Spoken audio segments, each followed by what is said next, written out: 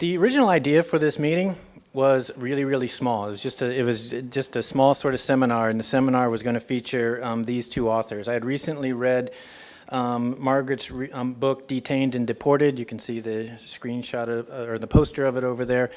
On top of finishing reading Anna's book, Terrorizing Latina and Latino Immigrants. And it occurred to me that these two books, although coming from different, traditions, Margaret is a journalist, Anna is a social scientist, so coming from very different backgrounds in a certain sense, really speak to one another very, very well. And if you've not read the books, I encourage you to do so. They're fascinating.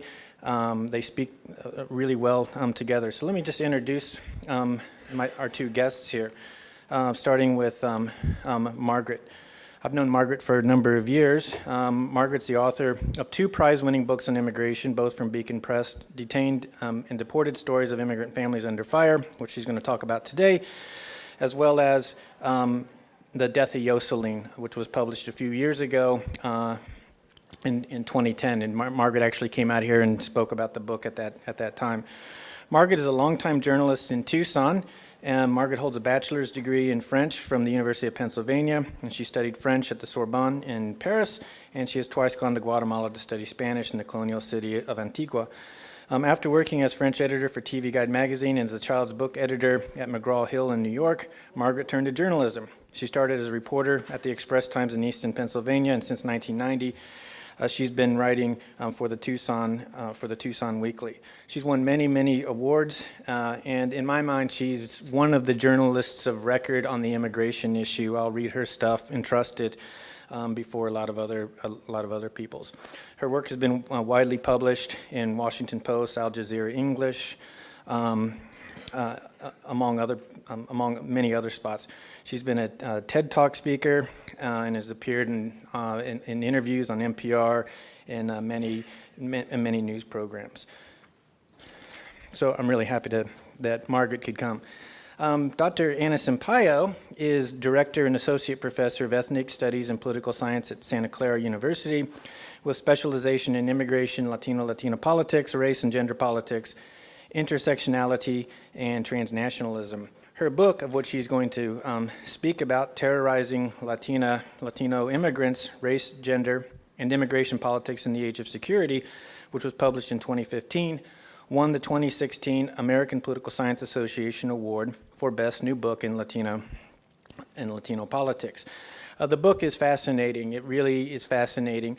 It examines how changes in immigration politics, policy, and enforcement have been racialized and gendered and impose inequitable burdens on Latino immigrants.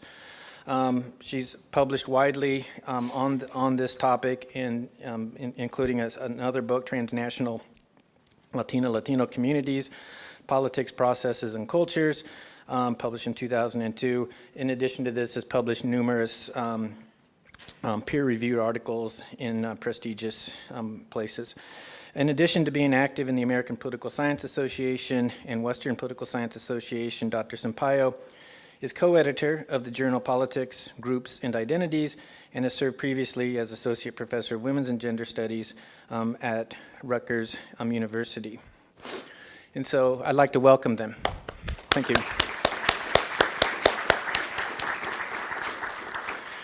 The way we're going to proceed is sort of talk show format, so I'm going to be like Merv Griffin or something like that, Mike Douglas. If you get that reference, then you're old.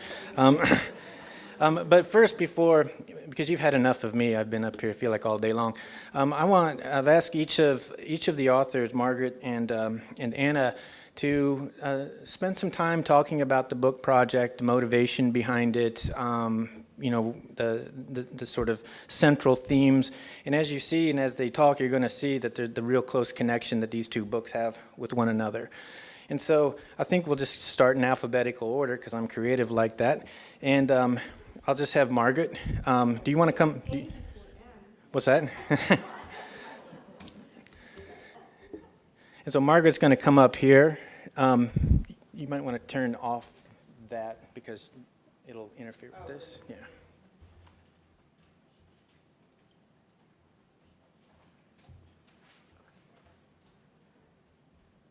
Okay, how long do you want me to talk for?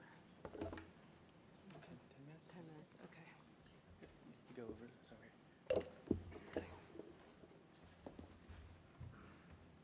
sorry. Okay, you can hear me? Great, okay. Yeah, I'm here to talk about my book, Detained and Deported, and how I got started on this project and why. I just wanted, this is a photo of the wall in Nogales, and I think it's kind of fascinating the last few days, all the news reporting we've heard about the wall. They always say Trump is going to build a wall as though we don't even have a wall. This is a picture of the wall as it is 60 miles from my home in Tucson. This wonderful photo was taken by a young Tucson photographer named Samantha Sace. This is a frequent or an everyday occurrence on the border. You have family members that greet each other across the border. This new wall that we have in Nogales was built just about 5 years ago. We used to have the landing flats fence, which is a nice metaphorical thing. They were landing flats that were used in the Persian Gulf War and in the Vietnam War. They were left over, they were helicopter mats that were put out in the desert and the jungle, and then we brought them here and made this makeshift wall along the border. Back in the days of Operation Gatekeeper, we're getting more and more serious about our wall. 5 years ago, you can see these posts there. Unintended consequences is the Border Patrol put these up because they wanted operational awareness of the wall, be able to see through onto the other side, which you can imagine is a good thing for them. What also happened, it became a gathering place for families, and I have seen many families greeting each other through the wall in this way. I once saw a mother had brought her little child on the Mexican side, the father on the American side, and the little child was handing his school papers through the wall to show his dad what he was doing in school. So we do very much have a wall in Arizona. We have 307 miles of wall. Because in Arizona, there's a place you can more readily build the wall, unlike in Texas, which has many issues around the Rio Grande River, because the Rio Grande River serves as the border. There's so many things to talk about. I thought maybe I would just read a tiny bit from the introduction of my book, which sort of gives you an overview about the two factors that I'm looking at in this book, the detention centers and the deportation of immigrants. And I have a couple pictures of Eloy Detention Center, which is the third largest detention center in the United States. It's run by Corrections Corporation of America, which recently got a jazzy new name, because I guess the old name has been vilified, and I can't remember what it is. It's one of these kind of branding things that doesn't sound like a word. They're a private prison corporation, and as we heard just in the last discussion, you cannot underestimate the role of the private prison corporations in our increase in border enforcement. They tell you, when you go up there, they tell you again and again, this is not a prison, this is a detention center. But as you can see, it looks very much like a prison, and people are treated as prisoners. So I'll just read very briefly from my introduction. First time I visited the Eloy Detention Center, I went up there to visit a woman who had been incarcerated.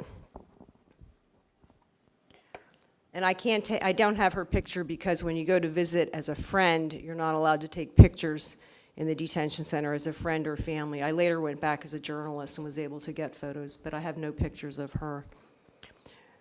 Yolanda Fontes sat in her prison scrubs and watched the families gathered all around her.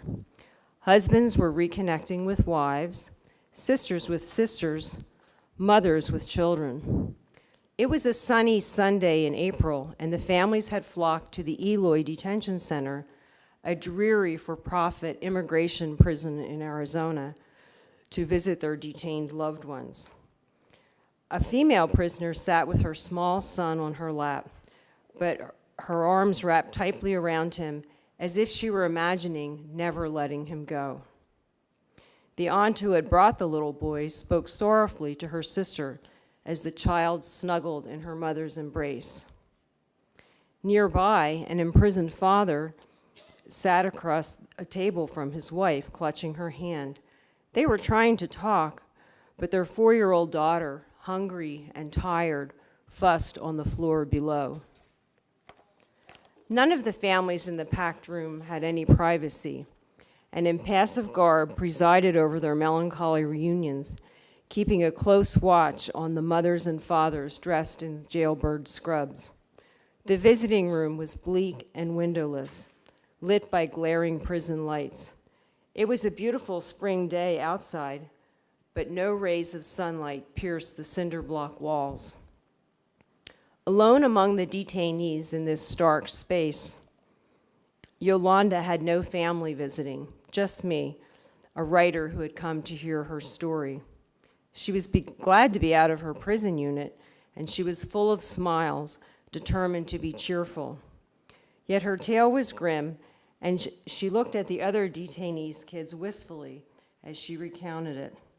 During the 2 years she'd spent locked up in Eloy, she'd seen her 2 little girls and her son only sporadically. The children, all American citizens, lived in a distant suburb northwest of Phoenix. They came to visit their mom only when a relative or friend could spare the time to drive the 200-mile round trip to Eloy. The last time Yolanda had seen them was 2 months before. Yolanda was 32. She'd slipped into Arizona from Mexico 17 years before when she was just 15. She spoke flawless English, and even though she had no papers, she'd never had any difficulty finding a job. And until 2 years ago, she'd never had trouble with immigration either. But the father of her 2 younger children regularly beat her, and one attack triggered a series of disasters that landed her in jail and now in detention. The abusive ex had the 2 kids, and Yolanda was facing deportation. She could have accepted removal to Mexico right away and gotten out of Eloy, but if she were deported, she would lose her children. So she stayed in the prison month after month, fighting her case, hoping to persuade a judge to overturn her deportation order, praying to get back to her daughters and her son. Yolanda's spirits flagged just once during the 2 hours we talked. The last time the kids came to see her, she said, her 5-year-old little V had looked up at her suspiciously. He told me I didn't look like his mother, she said. Her own child was starting to forget her. Down in Nogales, on the Mexican side of the border, Gustavo Sanchez Perez was just as worried about his kids.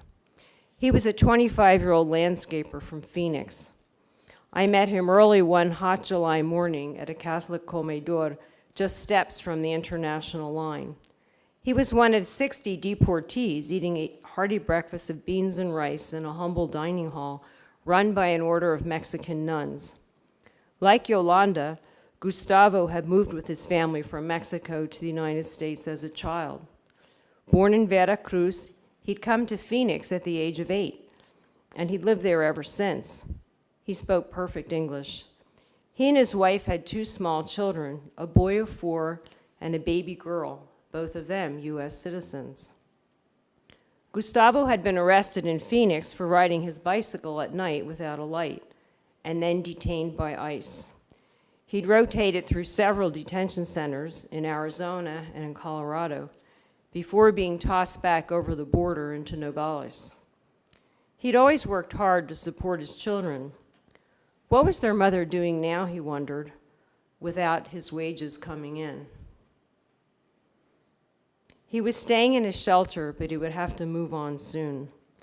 Nogales was reeling under a deluge of deportees from the United States, and the town's shelters didn't have the resources to house los deportados longer than 3 days. Gustavo would have to move on. His mother in Phoenix had advised him to go back to Veracruz, but he had no intention of returning to a place where everyone was a stranger. He knew where he needed to be, at home with his children in Phoenix. The way to get back to them lay over the border and through the Arizona desert, but the journey would be perilous in more ways than one. He could die out there in the desert, as so many had done before him, and if he made it through, he ran the risk of arrest. If they catch me, he said, I get 10 years in jail. So those are sort of the dimensions of what I'm trying to write about, sort of the cycle of people who have, lived here for a long time. They suddenly get caught. Gustavo got caught on a very minor violation, and they end up having their whole lives upended and very often separated from their families, either as in the case of Yolanda, whiling away years in the detention centers, or like Gustavo getting deported over the border. And certainly many of the migrants that I met in Nogales when I was researching this book who were trying to cross were people who had families in the United States. The migrants I met some years ago when I was researching my previous book, The Death of Jocelyn, a lot of them were first-time border crossers. But now when you go down there, you see many more people who are deportees, who had lived in the United States for many years and got deported, and they have these families in the United States. So there's a complete desperation about getting back over that wall and back through that desert. And I think somebody just said in the previous panel, there's nothing like that kind of need and desperation to overcome a border wall, no matter how large. I could show a few more pictures now if you want, or if you want to hand it over to Anna. A couple more, yeah, because you had said you were interested in seeing, I have a lot of pictures of what it looks like for the deportees when they get back over there. Let me just scroll through. Oh, this is an interesting picture, something very common, a very common sight in the Southwest. This is a line of migrants who have just been apprehended by the Border Patrol. Then I have a series of pictures inside Eloy Detention Center. These men here are Guatemalans seeking asylum. Eloy Detention Center and many of the detention centers are filled with asylum seekers, and they can be in there for years at a time. I met one man, a Brazilian man seeking asylum, who had been in detention for 7 years when I met him. So it goes beyond any kind of statutory, legal operation to keep a person in a prison that long, but in the detention center, without any kind of charges or trial. These are, again, they define these as not being prisons, so people can be held there indefinitely. They never know how long they're going to be there. There's a lot of desperation in these places. This was a group of evangelical, religious Guatemalan men. They bring in a preacher, and people were singing and crying and breaking down. Most of them don't have families in the United States who can visit them, and if they do have families in the United States, they are undocumented and they can't visit them. So they're alone and they're pretty depressed. This is a women's unit. You can see it looks just like a prison. The guy who gave me the tour kept saying, you can see this is not a prison, but it's an old state prison that they, renovated into something nicer, a detention center. But those are the showers across there. This is 9 o'clock in the morning. These women are just sitting around. They have absolutely nothing to do. There are hardly any programs at all because it's supposed to be short term. I always like this picture of them doing the puzzle of a beautiful landscape far away where they cannot go. This is a picture of a typical women's cell. They didn't allow my friend Jay, the photographer, to take a picture of the toilet sitting in the middle of the room. It gives you some idea of the indignities that are leveled on people. This is, very much a prison. One of the good things about Eloy, though, is it has a lot of separate buildings, and so people can, under supervision, they have to walk outside from building to building, but they do have a lot of lockdowns. So there's a true sense of confinement all the time. And just real quick, this picture was taken in California, I believe. It's not my photo, of deportees crossing back in. Any day along the border, you see these lineup of migrants coming back in. It's just all in a day's work. The American guards speak in a friendly fashion with the Mexican guards waiting to receive them. The Mexicans and the Mexican government about 8 years ago or so had to respond to their crisis of large numbers of deportees being dumped in these small border towns. So they initiated a lot of programs. When they first get there, all these guys have just come from detention. You can see the guy in the mustard color shirt has a plastic bag. That's a sign of coming from Eloy. They have a plastic bag for their possessions. So the government in Mexico offers certain services, a phone call to their families, a visit to a nurse if they want one. Sometimes they'll give them a half-price bus ticket back home. And they give them a little document. Interestingly, they're documented deportees saying that they're entitled to services in the town for 8 days. This is another view of the border wall. You can see how the old town of Nogales, which used to be kind of one place, the Arizona side, the Sonora side, has been very divided by the wall. This is a shelter, one of the services offered to deportees in Nogales. They're allowed to stay here for 3 days. And again, it's a place of a lot of sorrow and depression. These guys are here, they have no idea what to do. They've just been dumped here. Their families might be in Seattle or Chicago or Virginia. And here they are in this place along the border. They have to leave in 3 days. They have to figure out what they're going to do next. This is a nice shelter run by the Catholic Church. That's where I met Gustavo. It's called the Comedor. It's a Jesuit operation run by an order of nuns. They offer 2 hearty meals a day and a lot of kind of emotional comfort to these migrants. In this picture, I think you can see 2 women in the background. Very often it's largely men, but some days you see lots of women, and I've seen plenty of children in there too. Whole deported families. This is a man who lost his leg on the way up, riding on top of La Bestia. He was there in Nogales. He had been rescued. He fell off you guys know about La Bestia, the trains that the very impoverished migrants ride. He fell off. His leg was sliced off. He nearly died. He happened to have been seen by somebody who got him to a hospital. And of all things in Nogales, there's an organization that creates prostheses. He was a fisherman from Veracruz. He had fled the cartel violence. And now he was a fisherman sitting in a border town in northern Mexico with no idea of what he was going to do next. Border wall, we've seen lots of pictures of it. Again, this is a very tall and very secure border wall. Interestingly, all the way on the right, that's the border marker. In the 19th century, that's all we had. We had those little border markers all along the border wall. There was a whole border commission, I think it was around the 1870s, to mark the border wall, and the border was very easily passable. Again, the border wall.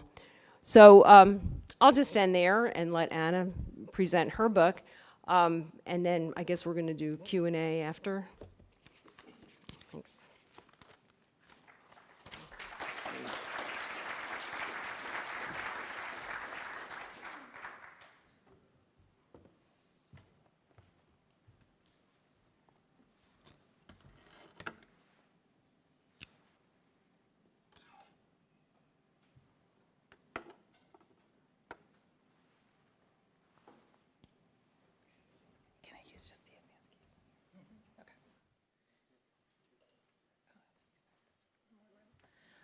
Thank you, Margaret. Thank you, Brad and Jessica and Vicki, and also for the entire ISS for putting this together. It's obviously an important topic that's become even more pressing and urgent in the wake of our new administration, but even more so in the last week. As Brad mentioned, the title of my book is Terrorizing Latino Immigrants, Race, Gender, and Immigration Politics in the Age of Security. And this was actually a project that I started more than 10 years ago. This came out of work that I had been doing previously on transnational forms of organization and mobilization, particularly amongst women in the state of Chiapas, which, as many of you know, was or has been in a low-intensity war since early 1990s as indigenous populations rose up against the implementation of NAFTA. And I have been working with Latinas and indigenous women in the United States, formalizing these transnational cooperatives with indigenous women in the state of Chiapas around weaving cooperatives and some garden cooperatives. And this was work that I did in conjunction with a local nonprofit organization called the Chiapas Coalition, a fairly innocuous motley group of academics, activists, faith-based persons. And so this was a picture of me in the 1990s in Chiapas, in the Comunidad Muisca in the highlands of Chiapas, and just in the few years after the initial uprising in response to NAFTA. And this was really the basis of the ethnographic work that went into some of the research that I did in the transnational Latino communities. So this work had been going on for me for several years. And then in 2003, I was contacted by the American Civil Liberties Union of Colorado, where I was living at the time, and they said, well, we had been litigating this case involving some activists who were protesting NAFTA, and in the course of discovery of that particular case, we discovered some files, some intelligence files that had been collected by the Denver Police Department, that they were this database of electronic files that they weren't being very public about, but your name came up in association with these files. And I'll show you where it came up. It came up in a database of files that described an organization that I was affiliated with, this nonprofit called the Chiapas Coalition, as a criminal extremist organization.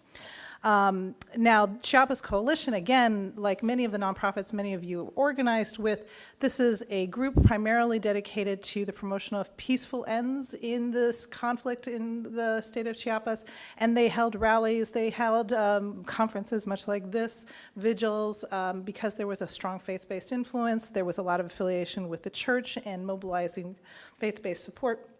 They were by no means criminal in nothing of the actions they had taken, or were they extreme. Nonetheless, all of the members of the group had been profiled in this police database, and I also then had my own personal file that was discovered in the course of this litigation. And it turned out that there were several thousands of us individuals across the state of Colorado that had been profiled in these files. And the information included, in some cases, fairly innocuous information, as you see in my file, where I lived at the time. It did include some information about my personal associates, and this is how I got the file. I got it redacted in this fashion.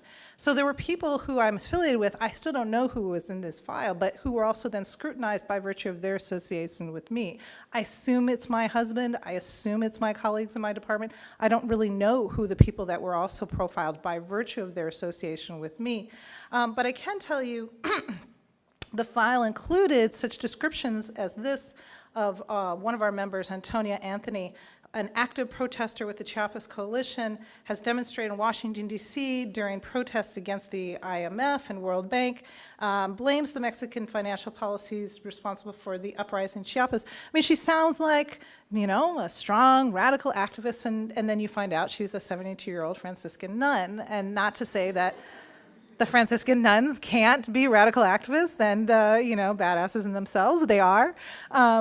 But the idea that this is a criminal extremist that needs to be scrutinized and profiled and monitored by the state was truly problematic. And it was this process of being scrutinized that was a deep concern to me, not just because I was being scrutinized, but it turned out that in the course of then bringing a lawsuit against the Denver Police Department, the ACLU found out that they had actually over it was over 11,000 files, hard copy as well as electronic files, that had stretched back multiple decades and that were profiling individuals and organizations who were active primarily in communities of color, so that they were actually deeply racialized files. These were either activists of color themselves or activists working in conjunction with communities of color, either immigrant communities, in many cases with the American Indian movement, which was very active in Colorado. And that these files, Denver Police Department initially said, oh, don't worry, these are just internal documents, you need not, worry about any implications for your daily life. Turns out they had been shared with over 24 law enforcement across the country, including local law enforcement, but also FBI, at the time INS, TSA. They had been shared widely, which meant that while, I certainly as a natural-born citizen didn't necessarily feel the threat of being disappeared or necessarily apprehended by virtue of this, what did become a reality for me is in the course of traveling to places like Chiapas, Chiapas. In the course of working with vulnerable immigrant communities, even their association with me could bring unwarranted scrutiny and attention and profiling, as you saw in that particular file. So it had a direct implication for how I was able to go about my work, particularly ethnographic work within vulnerable communities, and the degree to which I could then report in even collect information in those vulnerable communities. Places like Chiapas, those kinds of entries of people who have high profile status typically have served as a vehicle for then either the Mexican military, the immigration authorities, or local police to then thoroughly scrutinize those communities. This all happened, let me note, this all happened, the collection of these files, prior to 9/11. That is, prior to this rapid escalation of state authority and all of these additional apparatus that allowed for that kind of scrutiny. And it did give me a kind of moment of pause to sort of begin thinking about, well, if my status as a first-generation Latina, but who is natural-born citizen and who is relatively protected status, is in jeopardy or is made vulnerable, what happens to those populations that I've been working with that are even more vulnerable by virtue of their location in relationship to these issues of race, class, and gender. And this became then the genesis of the book. The book then traces changes in immigration politics, particularly changes in law, policy, and implementation over not just the period of 9/11, because we know that these processes of this security apparatus and the changes actually extend back further than that, really looking at this formation of a security state over the last 30 years, the particular impacts on immigration, and then the particular effects on Latinos. I use this slide typically when I'm doing a presentation either for my students or elsewhere as a way to, a kind of shorthand way to kind of sum up some of that change and what impact it had. On the top you see this cartoon that came from a far right, or what we would call now alt-right magazine during the debates about Proposition 187 here in California. And in that particular cartoon, you can see the proponents of 187 sort of saying, oh, here's this migrant who's crossing illegally, and he's going to take your wallets, and he's going to benefit from all these social services. And the argument here is that Mexican immigrants need to be feared because they are an economic threat to the country, and particularly at this time, state of California. And this became a mobilizing narrative in the state of California for passing Prop 187, that they are a cultural and an economic threat. Fast forward to 2005, and you have this woman working in conjunction with the Minutemen and other vigilante groups on the Arizona border, and she's holding this sign projected out to the border, which was also odd, that says, "Terrorists love open borders." And here the narrative has obviously shifted, that the construction of immigrants now is not that they are so much an economic threat, albeit that was still circulating, but that we needed to detain, we needed to encumber, we needed to scrutinize and ultimately remove immigrants because they constituted a security threat, and in this particular case, a terrorist threat. So this project then was guided by a couple of questions, namely, how has immigration politics and practice changed in the last 30 years, and particularly since 9/11, how have race and gender figured into and informed the policies, practices, and discourses in this context? How might intersectionality, and particularly attention to this relationship between race and gender and class, reveal information about these changes, and then what impact have they had on Latino immigrants? And so the guiding sort of thesis then was that Latinos and Latino immigrants in particular become positioned as terrorists as the security state evolves and as these practices become implemented, at the same time that they become terrorized by the state, right? So they get proffered as potential terrorists, that becomes a justifying narrative, at the same time that they experience the most negative impacts of the state. And I look at three different areas. I look at changes in legislation, particularly the increased opportunities for detention, the decreased access to resources from the state, particularly the increased cooperation between local law enforcement and federal law enforcement, effectively deputizing local law enforcement to act as arms of the state. So I look at the changes in legislation, but then I also look at changes in implementation. So a big part of the book is tracking the proliferation of raids and roundups, and particularly the return to raids and roundups as a preferred tactic of implementation, and the kind of public spectacle and disciplining mechanism those raids and roundups have, not just on the immigrant communities, but on a broader swath of Latinos in the United States. And so I look at their proliferation and then their extension beyond what has been called the noisy raids to quiet raids. That is, as they move from these large-scale spectacles into sort of internal investigations that are still ongoing. Those kinds of raids, those quiet raids, have in fact not stopped. Even under the Obama administration, they've just taken on a different character. And then finally, I look at the implications for citizenship. So I have a chapter looking at how the process for effectively de-Americanizing this immigrant population, for scrutinizing and then detaining them, has implications for American-born citizens. So I look at the cases John Walker Lind, Yasser Hamdi, and Jose Padilla, and the degree to which even citizenship then gets encumbered as the processes that are used on immigrants are transferred into cases involving natural-born citizens who are also accused of security issues. So I will leave it there, and then certainly flesh out some of these details in conversation. Thank you.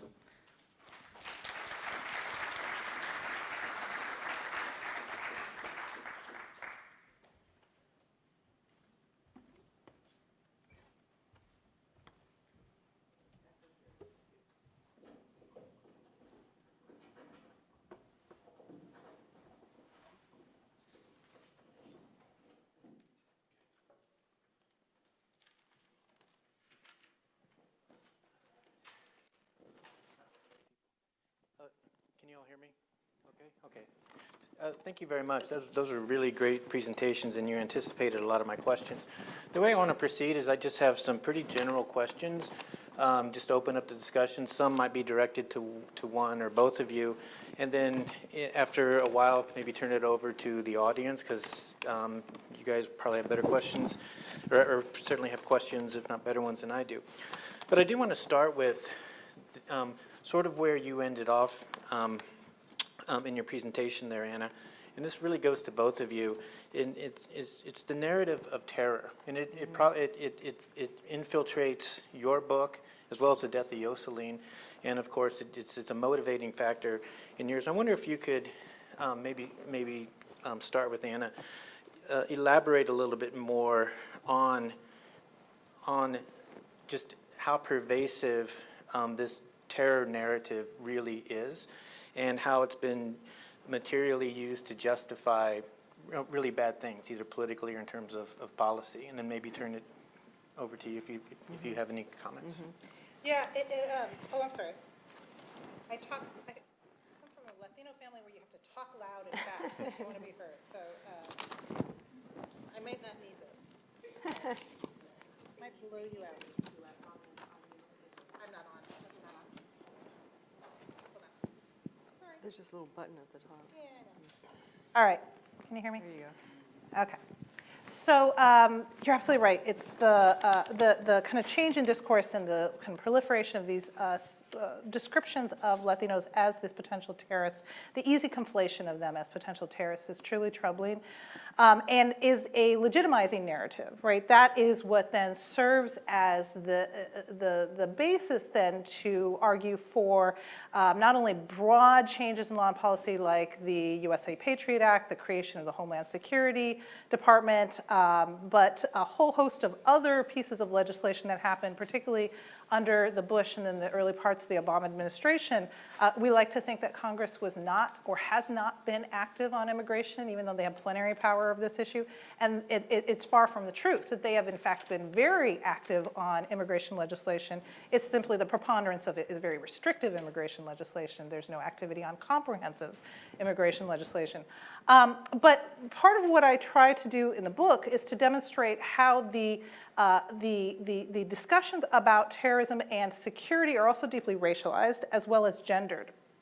And I think there is a way in which folks are amenable to and accessible this understanding of how race plays into it, and that it's not simply every immigrant that becomes a threat to the state. It's not every immigrant that becomes potentially profiled. And that's true as well in the Trump administration, that it is particularly Muslim, Arab immigrants, as well as Latino immigrants that become the targets of the state, right? So it's folks that are marked either by religious or ethnic difference that then get constructed as threats. They get constructed as this foreign enemy ready to disrupt the carefully cultivated homeland, and that by virtue of that need to be detained or need to be deported or need to be removed. But there's also this very interesting performance of gender that happens. And again, we're sort of becoming, I think, a little bit more tuned to that now, that the state mobilizes and performs, and here I'm using a kind of Judith Butler understanding of performance, but mobilizes and performs a particular gendered narrative as a way to elicit buy-in, right? So what happens under the Bush administration is that they perform this, they engage this narrative that says, hey, look, we're engaging in military intervention abroad, and we're engaging in these maybe aggressive practices at home, but it's for your benefit. We're not doing so because we're aggressive and mean and nasty. We're doing so as the protective father figure. We're doing so because we are the masculine protector of the homeland, that we're doing so to protect literally our way of life.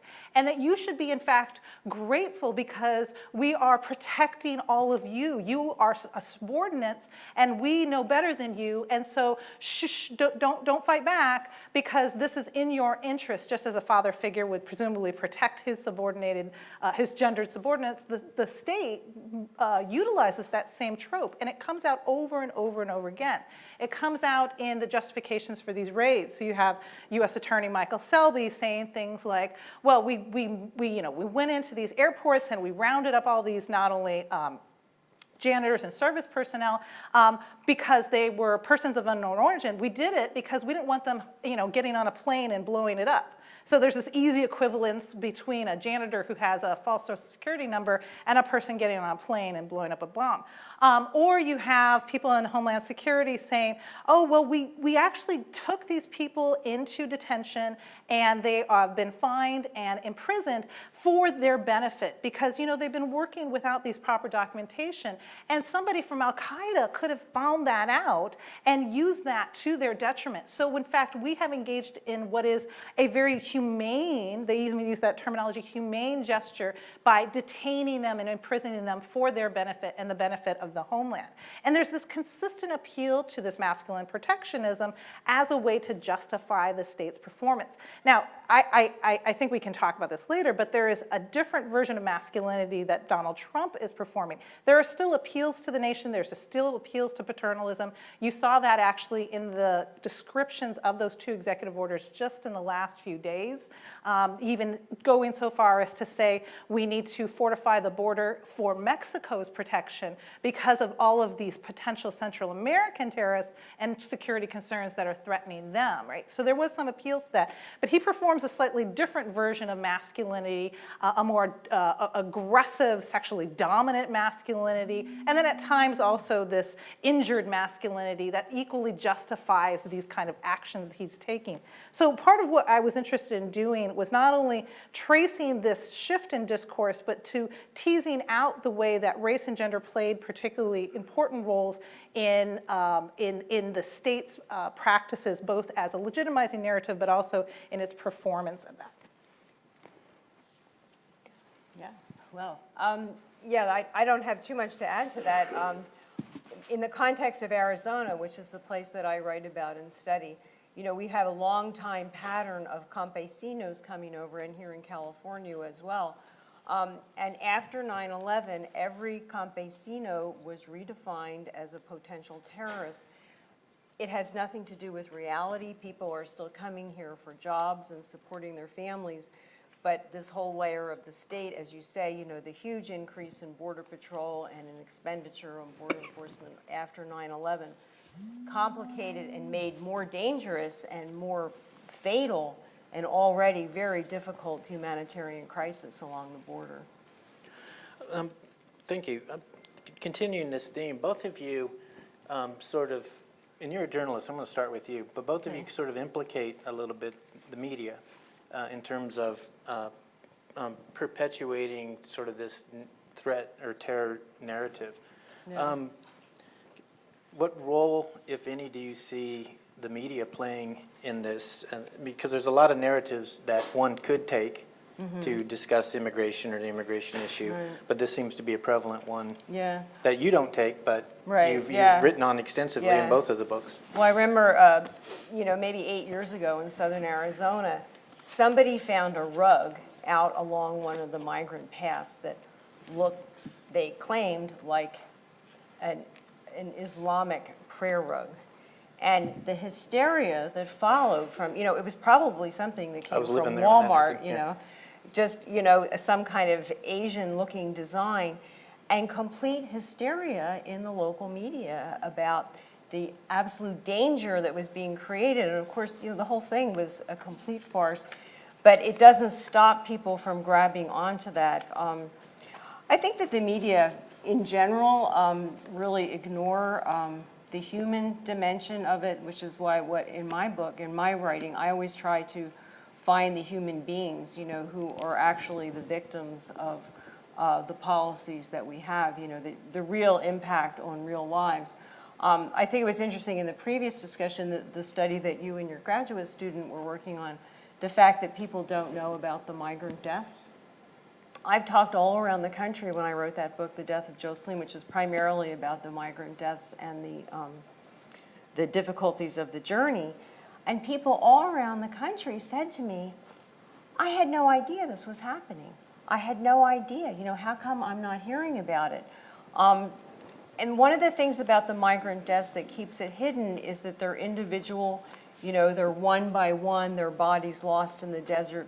A guy in Tucson once said, well, every year in Tucson we have about 200 bodies that are found, some years more, some years less.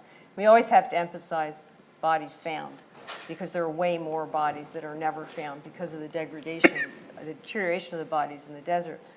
What if we had a plane crash in Tucson every single year and 200 people died? Everyone would be so alarmed, they would say, we have to do something about this Tucson problem, all these deaths every single year. How can we mobilize as a nation? But when you have those deaths one by one and mostly unknown people, and so many of the bodies are not found, they can just be ignored. So there are all these different dimensions of the immigration issues that are just never covered by the media. I do think, the whole thing that we've had conversations about ever since the election, of the media trying to create parody all the time, and, not saying, well, this is a lie that this guy just said, and here's the truth of the matter. It seems like all of a sudden the papers are getting a little more aggressive in that respect and trying to say, no, you can't just say this guy is lying, this one, treat each statement equally. So I don't know, I think the media, like everybody, tends to hit stereotypes, and they go with them, and they make a good story, and they become these familiar narratives, like the thing of the rug. That everybody said, oh, it must be true that the Muslims are coming across the border, and no evidence of that ever has emerged. Yeah, I was there when that happened, and I remember the headlines, Arizona has become terrorist alley. Yeah. As Renee pointed out, 21 out of 400,000 deported are classified as terrorists, so overstatement. But I think that also it's important that even when there are apprehensions on some suspicion of terrorist activity, there is actually no cases where somebody has been litigated as, in fact, a terrorist, right? There's no, in fact, evidence of terrorist association, or if somebody, in fact, hasn't been convicted of terrorist association or a conspiracy to terrorism, who is a Latino immigrant. I mean, the most high-profile case involving a Latino was this guy, Jose Padilla, back in 2002, who's Puerto Rican. He's obviously not an immigrant. And the state couldn't make that case for terrorism, right? So it's truly fictitious. This idea that Latino immigrants are terrorists is completely fictitious. But with respect to the media specifically, there was a way in which, particularly during the raids, there was this mirroring effect where the media would simply report the media releases or the press statements that were issued by Homeland Security. or the U.S. Attorney's Office, there would be no scrutiny of that. They simply mirrored what the state was putting out, and in lockstep, copied and pasted into their reporting entire arguments that, again, were deeply racialized and gendered in this particular way. But at the same time, I have to say that the media were incredibly important for me in tracking the raids, because when it came for Homeland Security, not only myself, but people in the Brennan Institute, I know at New York University, asked Homeland Security for documents tracking the raids, and the response from the Homeland Security was that, oh, we don't do raids anymore. Not only are we not tracking them, we don't do them anymore. Because they weren't using the same terminology that we were using, and they said, yes, we will scrutinize things like I-9 forms, but we're not doing any raids. And the only way to figure out when and where and how the raids were happening and who was being impacted, and the particular impacts on Latinos, was actually from local media reporting. And so the local police, the local papers in places like Denver and Omaha, those were the ones that would then provide the descriptions, or local reporters who were on scene, they would provide the description. But that was the only way of tracking nationally what was happening. So the media was incredibly important in capturing that data, even at the same time where reporters were copying and pasting the press statements from DHS. I want to pick up on a couple of themes that you just raised, and this will be directed at you, at your book, Anna. You do an outstanding job in the book of talking about how policies seemingly unrelated to immigration actually induce profound effects on immigration. And as a quote, you say that some of these acts basically require entities to, quote, take on enforcement duties through the expansion of law enforcement powers, which has had the effect of basically, it's your argument, of marginalizing women's rights. And women's rights legislation therefore becomes a means of targeting immigrants, constructing them as a potential threat to the homeland, and creating new mechanisms for their control. I wonder, because I think that's an important part of the book, is sort of talking about these negative externalities that have emerged from some of these policies that, as I said, you wouldn't think of them as being immigration related. Could you talk a little bit about that? Yeah, so part of what happens, and Renee does this really well, is describing how this apparatus of the security state becomes so strong that it ultimately affects all of these different areas of law and policy, even areas that we wouldn't think of at first blush as having to do with immigration. And so there's two pieces of legislation that I look at in this chapter on tracking the changes in law and policy, one of which is the Violence Against Women Act, which again was initially created prior to 9/11 and was created as a substantive piece of legislation intended to protect victims of domestic violence, not exclusively women and children, but often that's the case. It was reauthorized in, I believe, 2005.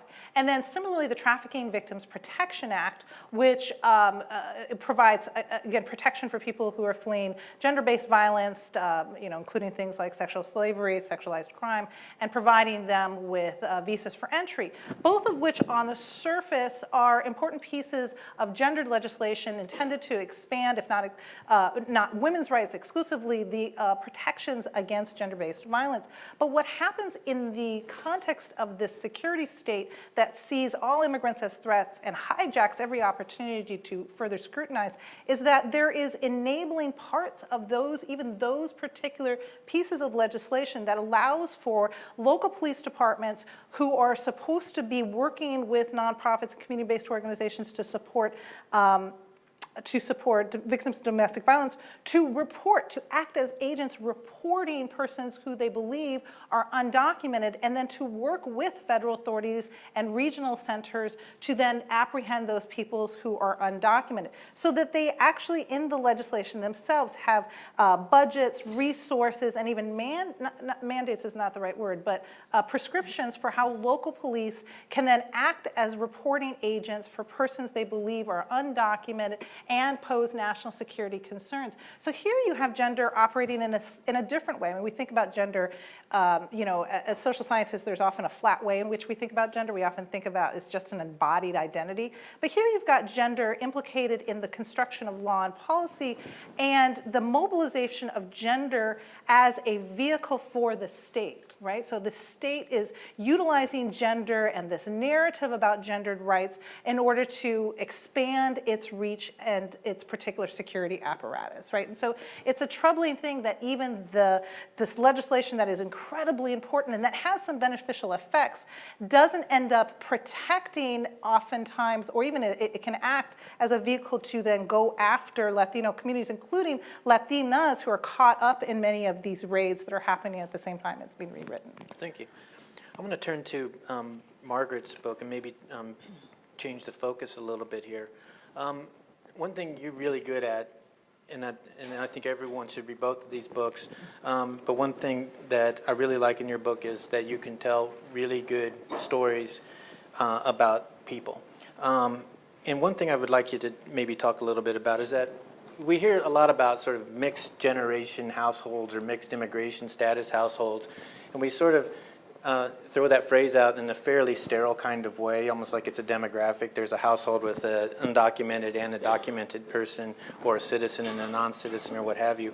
Well, in your book you talk about Arlie and Sylvia, and I wonder if you could, maybe talk a little bit about that story and just the struggles facing these sort of mixed generation, or not mixed generation, but mixed status households, which are prevalent. Yeah, and those two people are in the same generation.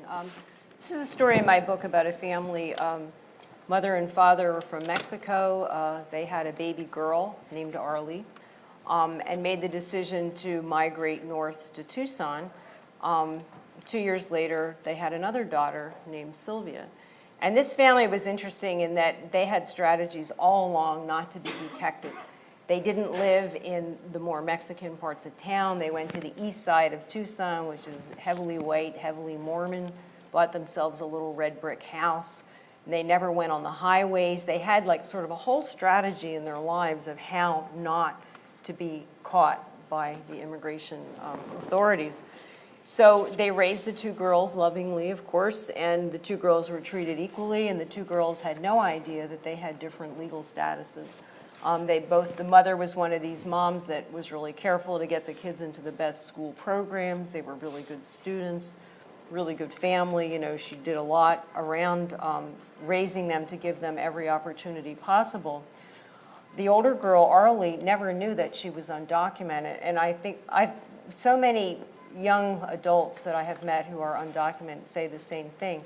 They never understood that they had a different status. Now, one young woman I had talked to, a different story, she said they never went anywhere in that family. They never even went to the park. She could never understand quite why they were always home with the family. But in this case, the mother did take them out and they were careful. But it got to be when the girls got to be teenagers, things started changing. The older girl, Arlie, wanted to get her driver's license, like all her friends were getting driver's licenses. She never knew that that was something that was not going to happen for her. And she learned at that time that she was undocumented and she didn't have that privilege to drive a car. 2 years later, her little sister comes along. She gets a driver's license, no problem. She's driving the family car. So there's that disparity. But the big thing that happens is when it's time for those kids to go to college, Arlie's this great student in a good school, and the teachers are saying to her, we want you to, at least go to the University of Arizona. It's a very good state university right there in Tucson. And she would say, no, I'm going to go to community college. And the teachers will say, why? You're a really good student. You could get a scholarship at the U of A. But she was too humiliated to tell her teachers that she was undocumented. And the reason she'd have to go to community college is that it was so much cheaper, because in those days, undocumented students couldn't get tuition, in-state tuition at the state universities. So she started at the community college, and who had to drive her around was her little sister, which caused tension between the two daughters, but that was the only thing that they could afford for her. And the community college is quite different from a university campus. The campuses are all over town. So the upshot was the second girl goes to the University of Arizona. She's a brilliant student. She studies optical sciences and all kinds of challenging courses. Right now, that girl is in a PhD program. You know, she goes to the U of A, she gets a bachelor's degree in the sciences, and now she's in a PhD program in the sciences. And the older sister went through the community college as far as she could go, and she became a waitress. The law has since changed in Arizona. We'll see what happens in this new era that we're in. The regents of the 3 state universities finally decided, you know, when DACA came in, that anybody with a DACA certification could get in-state tuition at the University of at all 3 of the state universities.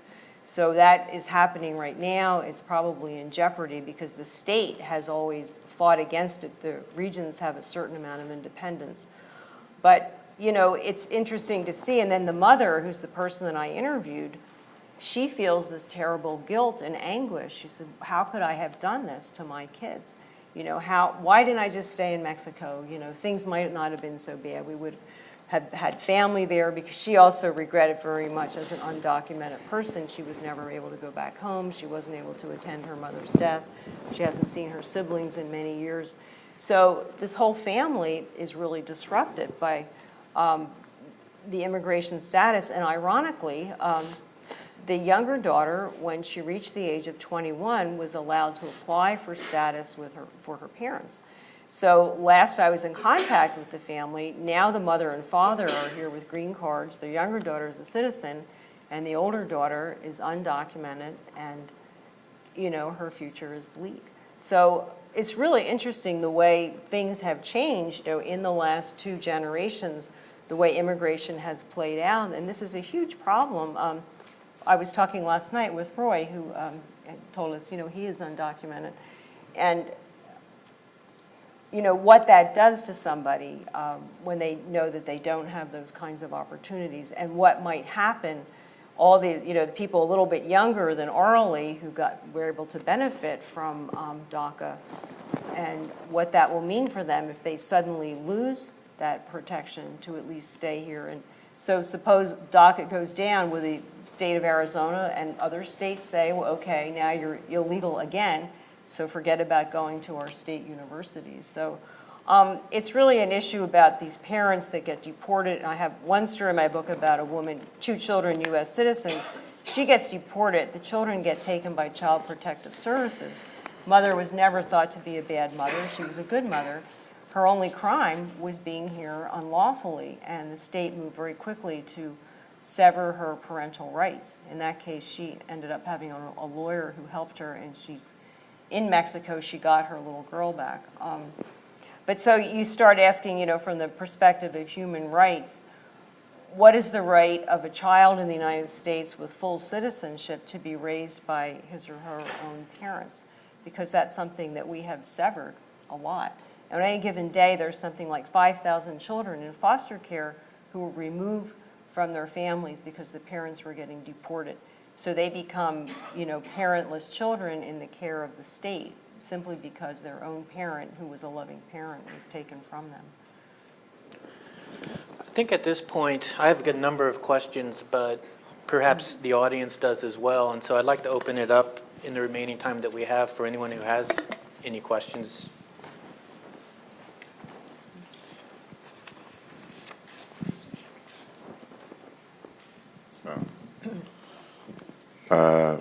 Sorry, I heard your story earlier about the 2 daughters or whatever. Did you guys ever find out why the mother decided to move from Mexico? Or what was the plight or reason she had to come here undocumented? Yeah, was she and her husband had family up here already. The husband's brother was doing pretty well. He was working in Tucson. He had some kind of thing. They were not desperately poor people. I think, in fact, the mother was a dentist. Now she's a cleaning lady in Tucson now. That's the only job that she could ever get. So they were not destitute people like so many of the migrants that we see coming over, but they just thought they could have a better life in the United States like so many before them, and came for that reason. I think that's why the mother, is stricken with some guilt, maybe things would not have been that bad, and her two daughters would have a better, equal opportunities.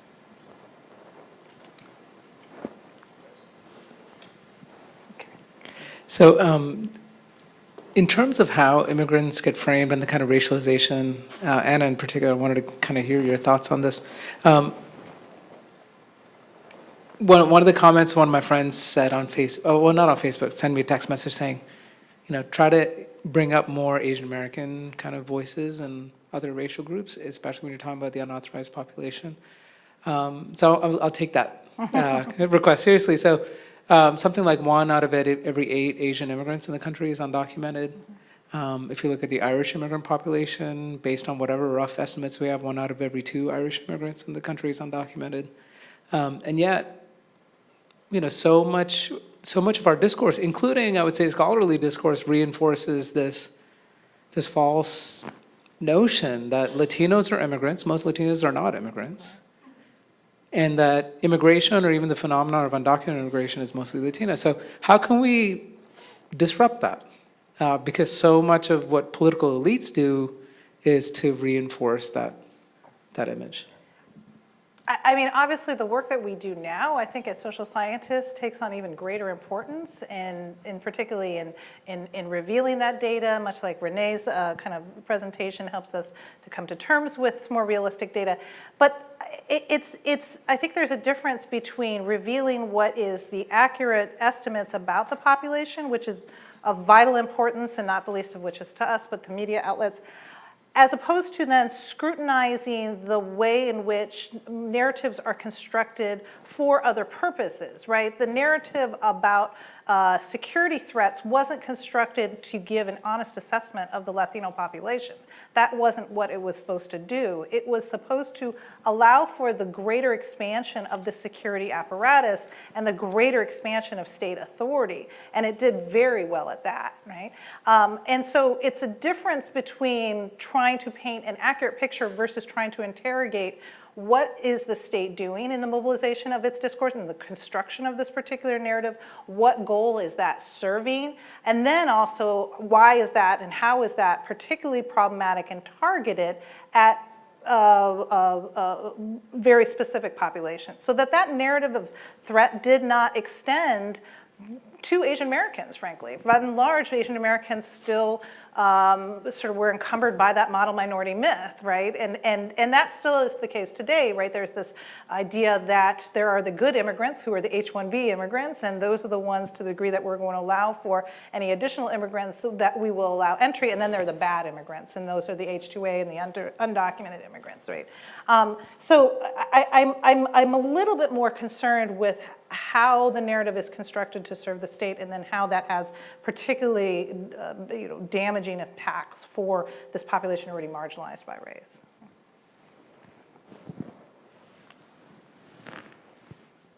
I can ask a question. This is to Margaret. Okay, so you talk about in the book the program called Streamline. And I wonder if you could, or either of you speak to this issue. I don't think most Americans know what Streamline is and how that has, possibly most likely impinged upon due process of migrants. So I wonder if you could say a few words about Streamline. Okay. Show of hands, who has heard of Operation Streamline? Oh, okay. It was a Bush-era program that we still have. I'm sure you've heard of, the denigrating comment that we're doing catch and release along the border. People come. For when I first started reporting on the border in 2000, that's what I saw. I was down in the town of Douglas, and that was sort of the great immigrant highway back then. So many hundreds of people coming over, getting caught and then sent right back. And this really enraged a lot of people who were opposed to all this immigration. So Bush instituted, it's kind of like a model program, because it's in several different locations. There's at least one in Texas. The one I'm familiar with is in Tucson, and there's one in Yuma, in which they randomly, on any given day, of all the people that they catch, they take about 80 people and arrest them and charge them with the crime of entering the United States. And so other people may be let go and sent back, and just And in terms of the law, that's a pretty random arrest. Some people are charged and some people are not. They're taken to the Border Patrol for several days, and then they're brought to the courthouse, the federal courthouse in Tucson.